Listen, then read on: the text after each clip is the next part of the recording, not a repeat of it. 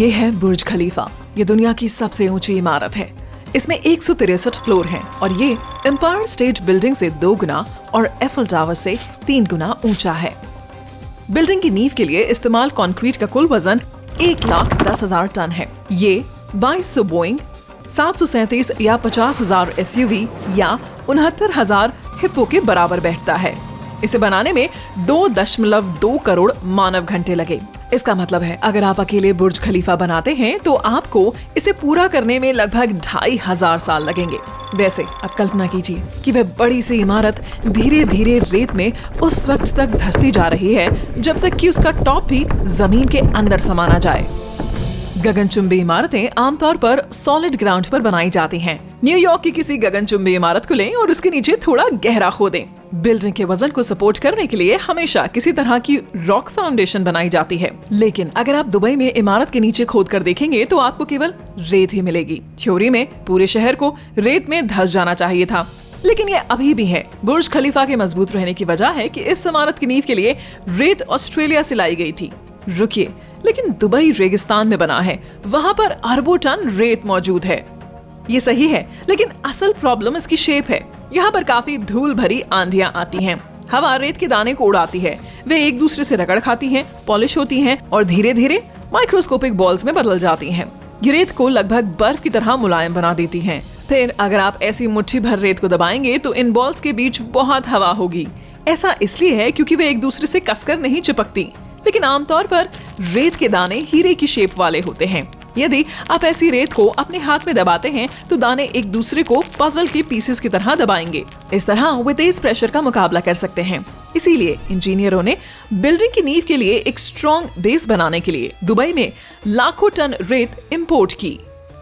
इस तरह की रेत के बारे में दूसरी बात फ्रिक्शन है। ये जितना कम चिकनी होगी, आपके लिए इस पर स्लाइड करना उतना ही मुश्किल होगा।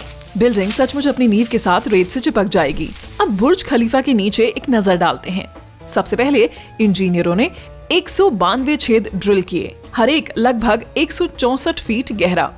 ये न्यूयॉर्क सिटी सबवे कार की लंबाई का 3 गुना है। फिर इन छेदों को कंक्रीट से भर दिया गया और स्ट्रक्चर को मजबूत करने के लिए लगभग 39,000 टन स्टील की रीबार्स लगाई गईं। इन्हें पाइल्स कहते हैं। कंक्रीट कंप्रेशन को अच्छी तरह से रेजिस्ट करता है, लेकिन जब ये मोड़ा या झुकाया जाता है तो अच्छी तरह से काम नहीं करता। किस्मत से स्टील रीबार्स उन प्रॉब्लम को कम करने में काफी बेहतर हैं।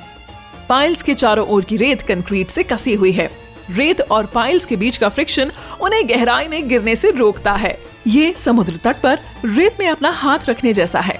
ये आसानी से कुछ दर्जन इंच नीचे जा सकता है, लेकिन तब फ्रिक्शन इसे रोक देगी। जब पाइल्स तैयार हो गए तो बिल्डिंग का बेस बनाने का समय आ गया। कंक्रीट के तकिए जैसा कुछ। ये 3 पंखुड़ियों वाले फूल के आकार का होता है, लेकिन ये केवल सुंदरता के लिए नहीं है, ये भरोसे के लिए भी है। जब आप अपने पैर मुलायम बर्फ पर रखते हैं तो आप पूरी तरह से और ज्यादा सॉलिड जमीन पर गिर जाते हैं। लेकिन अगर आप स्नो शूज पहनते हैं तो आप बर्फ के सरफेस पर भी चल सकते हैं। ऐसा इसलिए है क्योंकि आपका वजन स्नो शू एरिया में डिस्ट्रीब्यूट हो जाता है। बुर्ज खलीफा के बेस का शेप भी ऐसा ही काम करता है। ये बिल्डिंग के वजन को बराबर तरीके से बांट देता है ताकि वो रेत में न धंसे। बेस बनकर तैयार हुआ तो मजदूरों ने इस पर बिल्डिंग बनानी शुरू कर दी। वाह, ये असल में थोड़ी सी झूलती है। चिंता मत करें, ये जानबूझकर किया गया है ताकि गगनचुंबी इमारत ढह न जाए। यदि आप कंस्ट्रक्शन को बहुत सख्त बनाते हैं और इसे स्विंग नहीं होने देते तो एक पॉइंट पर हवा का एक तेज झोंका इसे बिल्कुल बेस से ही तोड़ सकता है, फिर ये गिर जाएगी। इसीलिए सभी गगनचुंबी इमारतों को थोड़ा लचीला बनाया जाता है। जब हवा चलती है तो गगनचुंबी इमारतें थोड़ी झुक जाती हैं। ये इमारत की नींव के एक साइड बहुत फोर्स पैदा करती है, लेकिन कंक्रीट थोड़ा सिकुड़ जाता है तो उस फॉर्म को कम कर देता है। फिर कंक्रीट डिकम्प्रेस हो जाता है और फिर से नॉर्मल पोजीशन में आ जाता है। जब हवा खास रूप से तेज होती है तो बुर्ज खलीफा का टॉप 6.5 फीट लहरा सकता है। आर्किटेक्ट्स दुबई के लिए एक और भी क्रेजी आइडिया लेकर आए हैं, एक स्पिनिंग यानी घूमती बिल्डिंग। ये एक साधारण गगनचुंबी इमारत होगी, लेकिन हर फ्लोर 360 डिग्री घूमेगा। इंजीनियर गगनचुंबी इमारत के अंदर सख्त रॉड लगाने का प्लान बना रहे हैं। ये उस बिल्डिंग की कसावट का पूरा भार अपने ऊपर ले लेगी। फिर उस रॉड में इमारत की हर एक फ्लोर को जोड़ा जाएगा। फिर हर एक फ्लोर पर रहने वाले रोटेशन की डायरेक्शन और स्पीड सिलेक्ट कर पाएंगे। तो रेत पर बिल्डिंग बनाना असल में काफी भरोसेमंद और सरल है। मैनहट्टन में गगनचुंबी इमारतों को बनाना बहुत मुश्किल था। वहाँ सख्त चट्टानें हैं जो वहाँ पर एक गगनचुंबी इमारत को सपोर्ट कर सकती हैं, लेकिन ये 10 मंजिल नीचे अंडरग्राउंड में है। तो इंजीनियरों ने एक सोल्यूशन निकाला। ये कुएं जैसे हैं। सबसे पहले एक कंक्रीट का रिंग जमीन पर रखा जाता है। मजदूर इसके ठीक नीचे गड्ढा खोदना शुरू कर देते हैं। वे नरम मिट्टी को हटा देते हैं और कंक्रीट की रिंग अपने वजन के नीचे धंसने लगती है। इसके बाद बिल्डिंग बनाने वालों ने इसके ऊपर एक और रिंग रख दी और खुदाई जारी रखी। एक के बाद एक रिंग नीचे और नीचे जाते हैं। एक छोटी क्रेन मिट्टी को सरफेस पर उठाने में मदद करती है। देखा जाए तो ये वर्टिकल टनल है जो कहीं नहीं जाती। जब कुआं मिट्टी के नीचे छिपी चट्टान पर पहुंचता है तो बिल्डर वापस ऊपर की ओर निकल आते हैं। फिर कुएं को कंक्रीट से भर दिया जाता है। ये एक विशाल पाइल जैसा दिखता है। ऐसे 1 दर्जन पावरफुल पाइल्स की एक गगनचुंबी इमारत को सपोर्ट कर सकते हैं। लेकिन भूकंप के लिए एक्टिव जोन में बिल्डिंग की नींव बनाना बहुत मुश्किल होता है। इसका मतलब है ऐसी जगह जहां अक्सर भूकंप आते रहते हैं। इनसे बचाव का तरीका सरल है। तेज हवाओं की तरह आपको बिल्डिंग को फ्लेक्सिबल बनाने की जरूरत है। आइए ऐसे कंस्ट्रक्शन की नींव को देखें। अच्छे पुराने पाइल्स गगनचुंबी इमारत का भारी वजन उठाते हैं, लेकिन बिल्डिंग का कंक्रीट पैड ही बड़े स्प्रिंग्स पर खड़ा होता है। भूकंप के दौरान जमीन हिलती है और एक साइड से दूसरी साइड पर जाती है, लेकिन स्प्रिंग उसकी मूवमेंट को पकड़कर उसकी भरपाई करते हैं। इसीलिए बिल्डिंग उस जगह पर बरकरार रहती है। इसके अलावा इंजीनियर भूकंप वाले इलाकों में इमारतों को जमीन के अंदर चारों ओर कंक्रीट के सर्कल से घेर लेते हैं। तो यहाँ नींव वाली एक गगनचुंबी इमारत है। इसके चारों ओर एक रिंग है और यहाँ दूसरा है। जब भूकंप आता है और जमीन हिलने लगती है तो ये रिंग्स भूकंप के फोर्स को कम कर देते हैं। वैसे अगर रिंग्स के आसपास ये स्ट्रॉन्ग वेव्स की तरह लगता है। पेरीमीटर के अंदर ये एकदम शांत होता है। एक दूसरा ऑप्शन स्टील बीम से बिल्डिंग को मजबूत बनाना है। आपने ब्रिज पियर्स पर ये चीजें देखी होंगी, लेकिन इस मामले में हर एक बीम पर छोटे सिलेंडर होते हैं। हर सिलेंडर ऑयल से भरा होता है और इनमें एक पिस्टन होता है। भूकंप के दौरान जब इमारतें झूलने लगती हैं तो पिस्टन सिलेंडर में ऑयल को कंप्रेस करना शुरू कर देता है। ऑयल हिलने से पैदा होने वाले मैकेनिकल एनर्जी को हीट में बदल देता है। ये भूकंप से निकलने वाली एनर्जी को कम कर देती है। वैसे कभी कभी इंजीनियरों को ऐसी जगह इमारत बनानी पड़ती है जहां मिट्टी में बहुत सारा पानी होता है।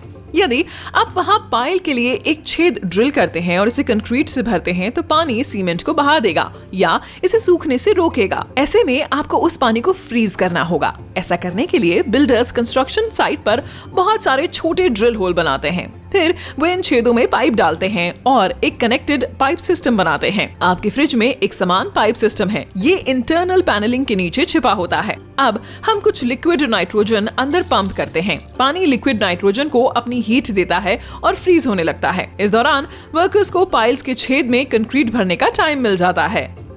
लेकिन पानी बर्फ के रूप में लिक्विड शेप के मुकाबले ज्यादा जगह लेता है। इसीलिए जब बर्फ पिघलती है तो जमीन थोड़ी झुक जाती है। तो क्या होगा अगर आप वेनिस की तरह पानी का एक शहर बनाना चाहते हैं? फिर आपको लंबे पाइल्स की आवश्यकता होगी। वेनिस को बनाने वालों ने लकड़ी का इस्तेमाल किया। उन्हें पहले लगून के बॉटम तक जाना था, तब फिर वो नरम मिट्टी के कुछ और दर्जन फीट गहराई तक चले गए, जब तक कि वे हार्ड रॉक तक नहीं पहुंच गए। बिल्डरों ने भविष्य की बिल्डिंग के पेरीमीटर के चारों ओर ऐसे पाइल्स बनाए। फिर कंस्ट्रक्शन स्वयं इस तरह से किया गया था कि इसका ज्यादातर भार बाहरी दीवारों पर टिका हो। यदि आप वेनिस में पानी के नीचे गोता लगाते हैं तो आपको ऐसे सैकड़ों हजारों पाइल्स दिखाई देंगे। यदि आप कोई पुल बनाते हैं तो ये काम ज्यादा मुश्किल होता है। एक ठोस नींव के अलावा आपको थर्मल एक्सपेंस को भी ध्यान में रखना होगा। रूल सिंपल है, जब कोई चीज गर्म होती है तो वो फैलती है और ठंडी होने पर सिकुड़ जाती है। रेल की पटरियों को देखो, हर एक रेल के बीच एक गैप होता है। जब आप ट्रेन में बैठते हैं तो पहियों की गड़गड़ाहट ठीक इन्हीं गैप्स की वजह से पैदा होती है।